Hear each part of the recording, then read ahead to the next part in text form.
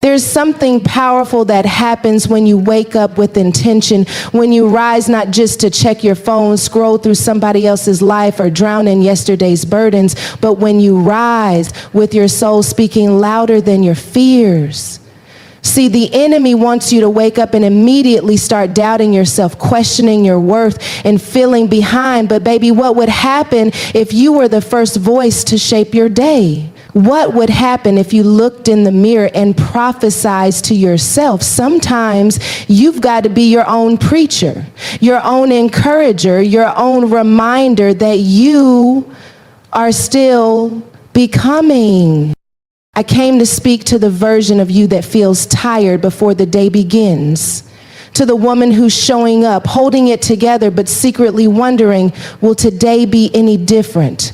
I came for the man who's been fighting battles in silence, showing strength on the outside, but struggling to breathe on the inside. Let me tell you something. Your words carry weight. Your declarations can build the very atmosphere you need to thrive. Heaven is voice activated. So if the enemy has been attacking your voice, it's because he's afraid of what happens when you use it. So today, I'm going to give you 12 powerful things to speak over yourself every morning. Not empty affirmations, not fluffy motivation. These are weapons. These are seeds. These are divine reminders to your spirit, your mind, and your circumstances that you are not just waking up, you're rising up. Get ready to shift the temperature in your room. Get ready to disturb the lies that tried to settle in your soul overnight. Because when you speak the right words over your life, the enemy has no choice but to back down. I am not behind. I am right on time for what God has prepared for me. That sentence is more than a motivational quote. It is a lifeline when everything in your life seems delayed, detoured, or even denied. When you wake up and look around and see others racing ahead, posting highlight reels, announcing milestones, and stepping into rooms you've been praying to even stand outside of, the enemy will whisper that you're late, that you missed it, that somehow, somewhere, you took too long, messed up too much, or weren't chosen fast enough. But baby, God does not operate on human timelines. His schedule is not controlled by earthly clocks. And what he has for you has already been marked with your name and sealed in his perfect timing. Every delay wasn't denial, it was divine. Every pause wasn't punishment, it was preparation. See, God knows the weight of the calling he placed on your life. He knows what you need to develop before you walk into it. He knows what still needs healing, what still needs pruning, what still needs revelation. So while you're watching others step into their promise, God is doing a deeper work in you, because he doesn't just want you to get there. He wants you to stay there. He's not just preparing the blessing, he's preparing you for the blessing. And that takes time. We live in a world that celebrates speed but doesn't honor stability. But God builds slow and strong. He doesn't want you sprinting into places where your character can't sustain you. So when you say to yourself, I am not behind, you're refusing to let comparison set your pace. You're rejecting the lie that says God forgot you or skipped over you. You're standing in the truth that the same God who authored your beginning has already orchestrated your arrival. The pressure to perform, to catch up, to prove something to people who don't even know your full story, that pressure dies when you believe you're on divine schedule. It's easy to panic when you're looking at other people's progress, but their timeline is not your timeline. Their process is not your process. You don't know what they had to lose to get what they have. And you don't know what God is protecting you from while you wait. There is a rhythm to your life that heaven set in motion before you were ever born. What I carry is valuable, and today I choose to walk in purpose, not pressure. When you wake up each morning, there's a decision waiting for you before your feet even hit the floor. Will you live today from a place of divine assignment, or will you let the weight of people's expectations dictate your steps? There is something sacred about understanding that what's inside of you Your gift, your story, your anointing, your calling is not common. It's not random. It's not something you stumbled into by accident. It's valuable. And because it's valuable, it must be protected, nurtured, and released with intention, not out of urgency or fear of falling behind. Too many people are burning out trying to meet deadlines God never gave them, rushing into roles that look good on paper but leave their soul malnourished, living for applause instead of alignment. But pressure is a thief. It steals your joy, your clarity, your creativity. Pressure will make you perform instead of flow. It will have you thinking you have to prove yourself constantly instead of resting in the fact that God already approved you. That's why walking in purpose is so powerful, because it grounds you. It reminds you that you're not here to impress, you're here to impact. There's a reason the enemy tries to distract you with pressure. He knows if you ever got still enough to hear God clearly, you'd stop striving and start moving with precision. He knows that when you remember who sent you, you won't let who doubts you stop you. Walking in purpose doesn't mean you have every step figured out, but it does mean you trust the one who ordered your step. It means you're willing to move even when it's slow, to serve even when it's unseen, to build even when it feels small. Because you know the value isn't in the size, it's in the assignment. Your life is not random. Your presence is not accidental. Heaven placed something within you that hell has been trying to silence for years. But when you remind yourself that what you carry is valuable, you stop settling for things that devalue it. You stop giving your energy to distractions that drain you and start pouring it into assignments that grow you. You become intentional, not rushed, focused, not frantic, anchored, not anxious. My past may have shaped me, but it does not define me. I am evolving. There comes a moment when you have to stop apologizing for your history and start owning your growth. You are not the mistakes you made. You are not the moments that broke you. You are not the version of yourself that didn't know better. God is not holding your past over your head. That's shame talking, not the Holy Spirit. The same hands that pulled you out are the same hands that are molding you now. You don't have to stay stuck in the stories of who you used to be when God is writing a new chapter with every breath you take. The past is a teacher, not a prison. Yes, it left marks. Yes, it left lessons, but those lessons were meant to lift you, not label you.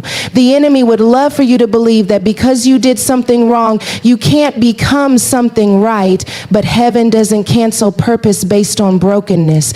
God specializes in using the least likely, the most flawed, the most overlooked. So every time that old voice tries to rise up and remind you of where you've been, you've got to rise up louder and declare who you're becoming. There is power in understanding that you're evolving. It means you're not bound to yesterday's patterns. It means you're not limited by what didn't work out. It means you're not disqualified by what you didn't know back then. Evolving means you can walk in the room and not shrink just because you used to be the version of yourself that was insecure, bitter, or broken. It means you can show up in spaces where people remember your struggle and still stand in your strength. As God didn't just redeem your life, He's reintroducing you to it. The journey of becoming is not always pretty. There will be moments when you feel the pull of your past and the pressure of your potential colliding at the same time. But even in that tension, there is transformation. You have the authority to outgrow who you were. You have the permission to heal, to rise, to forgive yourself, to start again. You don't need validation to evolve. You need vision. You need the faith to believe that where you're going is far more important than where you've been. Peace is my portion, and I refuse to entertain what disrupts it.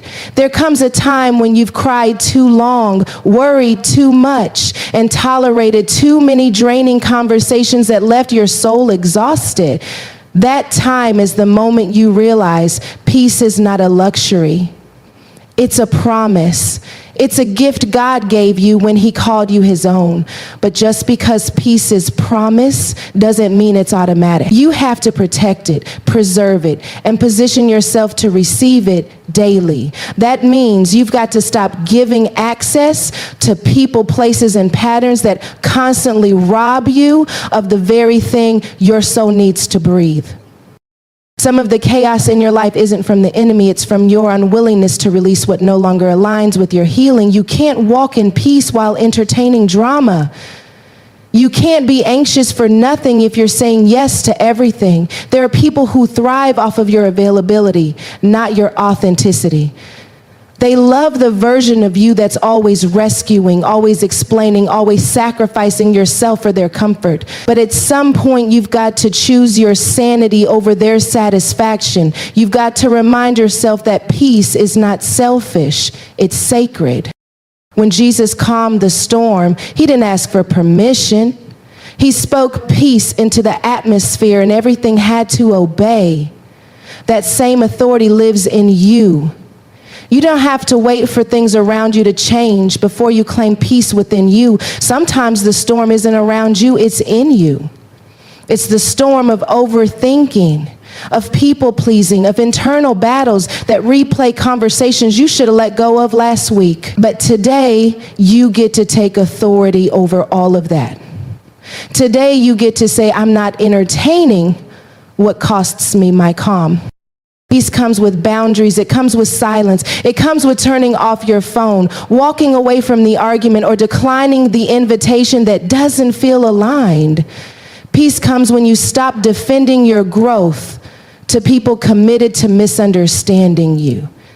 It comes when you allow stillness to be a strategy instead of seeing it as weakness.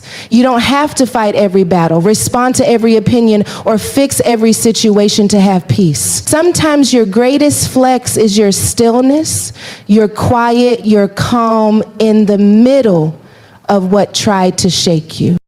I don't need to be perfect to be powerful. I just need to be present and obedient. Somewhere along the way, we were taught that power came with polish, that impact required perfection, and that God only uses the flawless. But the truth is, some of the most anointed moments in your life will happen when you feel the least prepared. Some of your greatest breakthroughs will come from your willingness to show up anyway, shaking, doubting, questioning, but present. God doesn't bless who you pretend to be. He blesses who you are when you dare to be real, raw, and available for his use. The enemy wants you to believe that your imperfections disqualify you, but God sees your willingness and calls it power. Obedience has always carried more weight than performance. God isn't asking you to impress people. He's asking you to trust him. You don't need a platform to be powerful. You don't need a crowd to have influence. You don't need to have it all figured out to be called. What you need is the courage to say yes when everything in you feels inadequate. What you need is the faith to take one step when the whole path is unclear. That's where your power lives, in your yes, in your surrender, in your ability to move without needing to have all the answers. There's something sacred about showing up messy and still letting God move through you. When you stop chasing perfection, you make room for grace. Grace meets you in the gaps. Grace fills the places where you feel unqualified, unworthy, and unsure. That's why the enemy keeps trying to magnify your flaws, because he knows your freedom is found when you stop hiding them. There's nothing more dangerous to darkness than a child of God who knows their imperfections don't cancel their purpose. There's nothing more unstoppable than someone who says, I may not be perfect, but I'm here. I'm willing. I am ready. Your presence is enough. Your yes is enough. Your obedience is more powerful than your image. It's not about how polished you are, it's about how positioned you are. Are you in alignment with what God told you to do? Are you listening more than you're performing? Are you showing up as the full, flawed, and faithful version of who you really are? That's where your authority is unlocked. I am loved deeply by God, and nothing can separate me from that truth. That statement isn't just a comfort, it's a foundation. Because when life gets loud and circumstances feel unstable, you need something unshakable to stand on. The love of God is not seasonal. It doesn't fluctuate based on your performance, your mood, or your mistakes. It's steady, it's relentless, it's not intimidated by your past or shaken by your questions. And when you wake up in the morning, before you even check your reflection or your notifications, the first truth you need to anchor yourself in is that you are already loved fully, deeply, eternally. The enemy's most common tactic isn't destruction, it's disconnection. If he can make you feel like God is distant, disappointed, or done with you, then he can isolate you from the very love that heals you. That's why it's critical to remind yourself daily that there is nothing, no sin, no shame, no struggle that can separate you from the love of God. This love chased you down when you weren't even looking for it. This love covered you when guilt tried to bury you. This love called you worthy when you were still calling yourself broken. Too often we try to earn what we've already been given. We perform, we strive, we compare ourselves to others who seem more spiritual, more called, more worthy. But God's love isn't given based on how impressive you are. It's based on how intentional he is.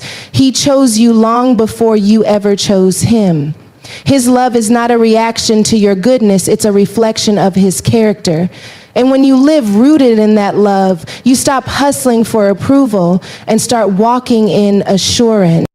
That kind of love changes how you move through the world. It silences the voice that says you're not enough. It quiets the anxiety that tells you you've got to do more to be accepted. It frees you from the need to fake perfection and invites you to be real, knowing you're still fully held. You start making decisions from a place of security, not scarcity.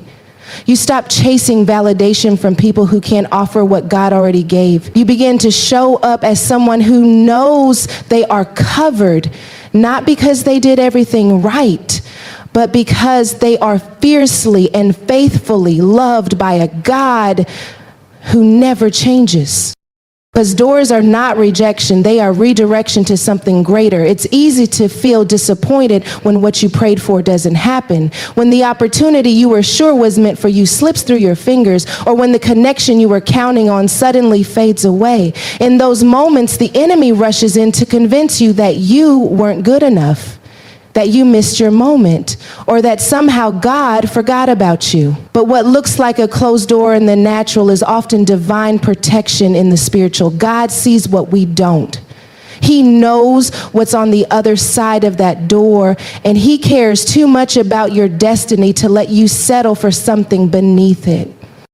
Sometimes the no you received was actually a mercy in disguise. That relationship ending wasn't punishment, it was preparation. That job falling through wasn't failure, it was favor rerouted.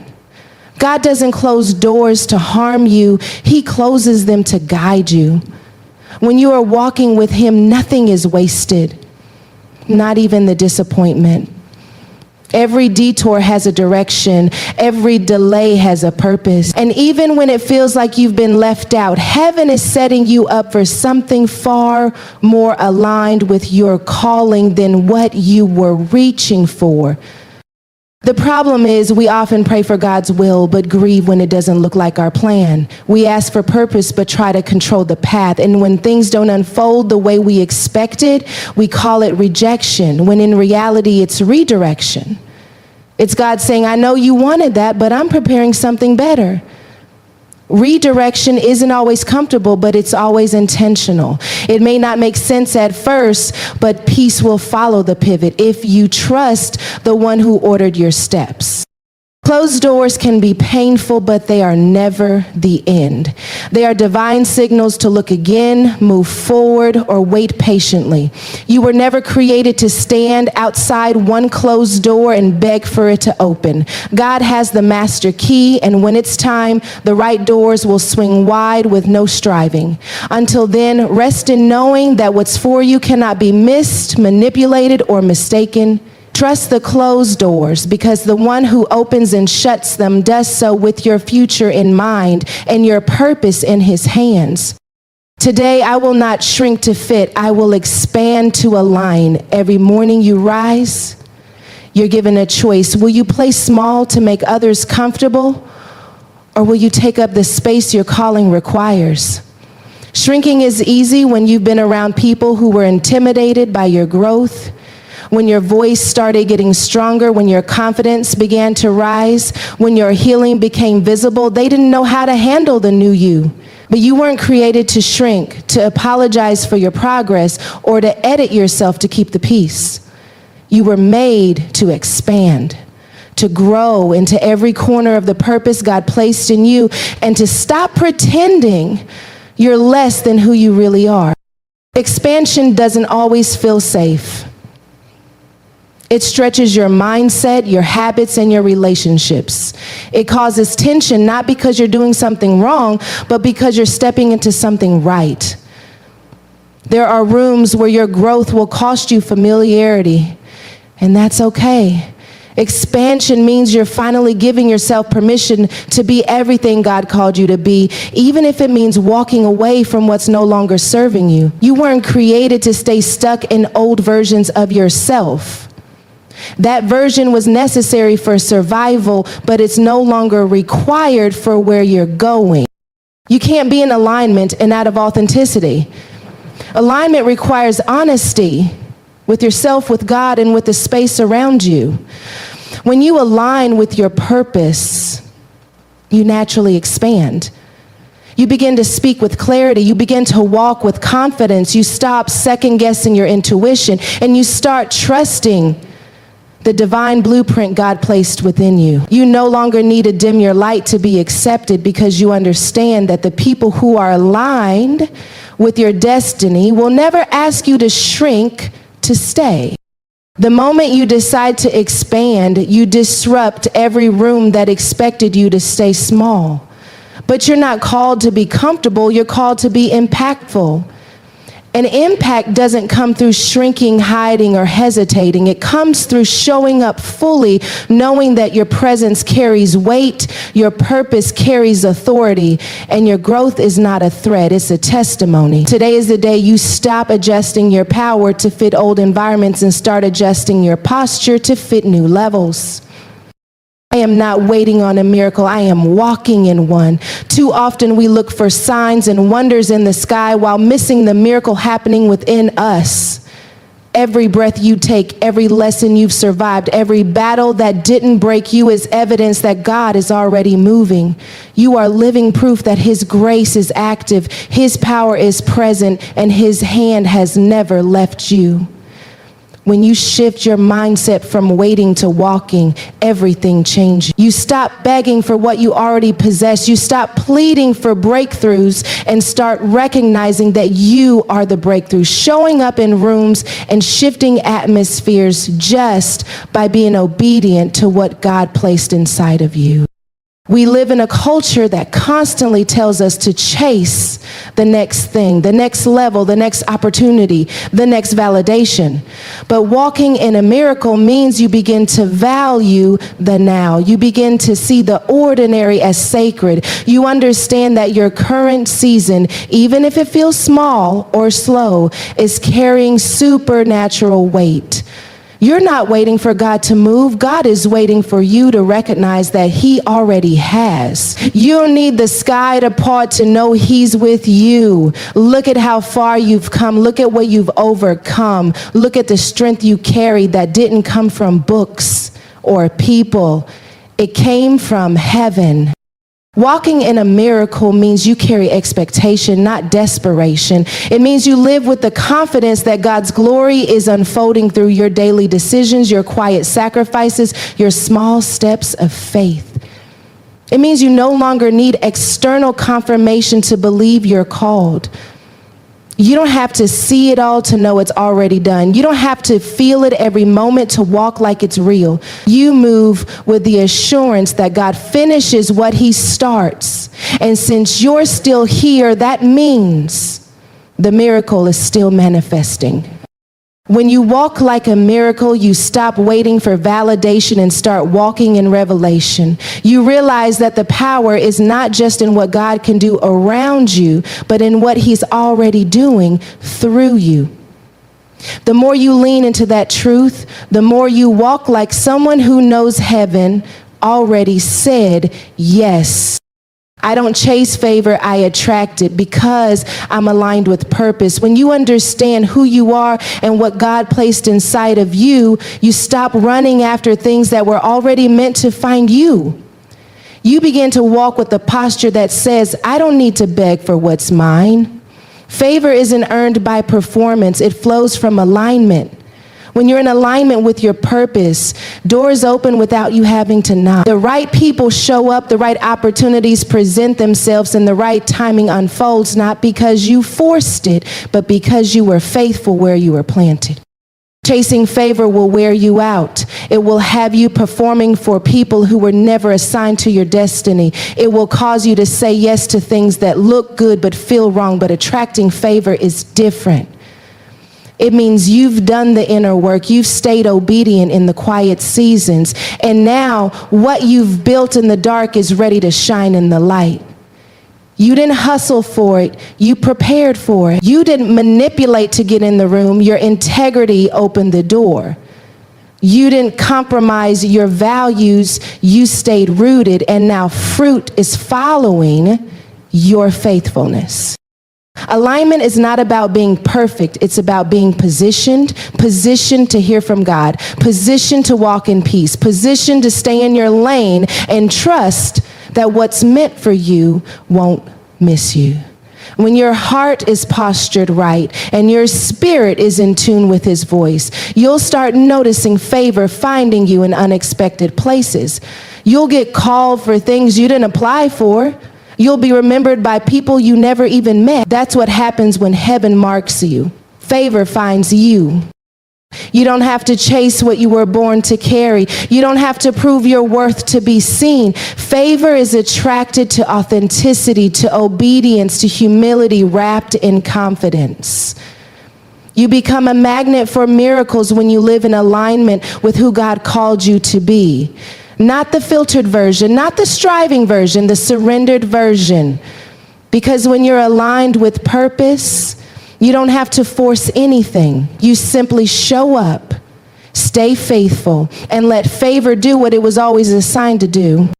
I will speak life even when I feel low. My voice activates my victory. There are moments when your feelings will try to overpower your faith, when the weight of what you're walking through makes it hard to open your mouth. But your breakthrough is not in your silence, it's in your sound. Life and death are in the power of the tongue. And even when your emotions are heavy, your words can lift you. You don't have to feel strong to speak strength. You don't have to see light to declare it. Sometimes the very act of speaking life becomes the weapon that shatters the darkness you've been trapped in. The enemy's greatest goal is to silence you because he knows your voice carries authority. He knows that when you begin to declare God's promises, chains start to break.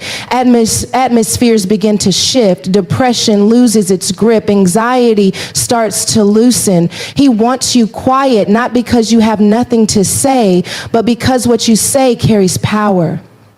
So when you're at your lowest, that's when it matters most to speak the loudest in faith, not in volume, but in truth, in raw, gritty, unwavering declarations that remind your soul of what heaven already declared over you. You don't need a perfect prayer.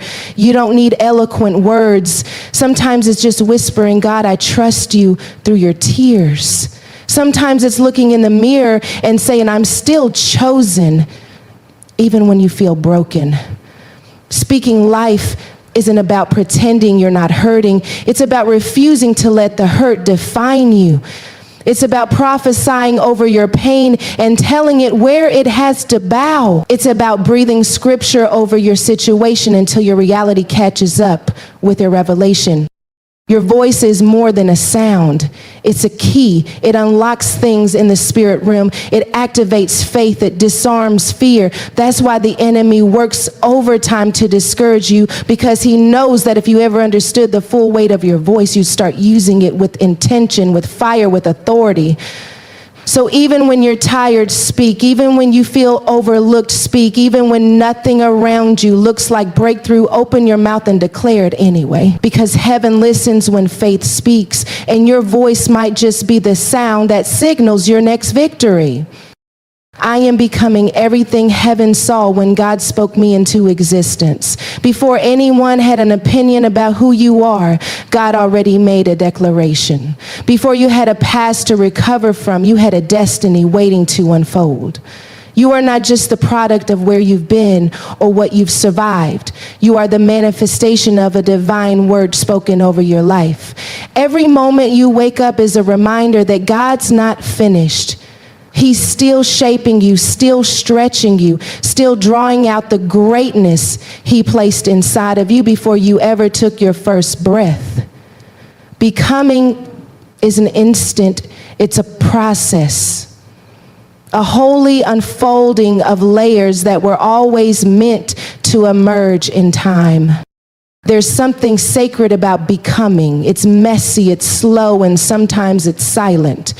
But just because it doesn't look like progress to others doesn't mean heaven isn't celebrating your growth. Becoming means you're learning how to let go of what no longer serves your future.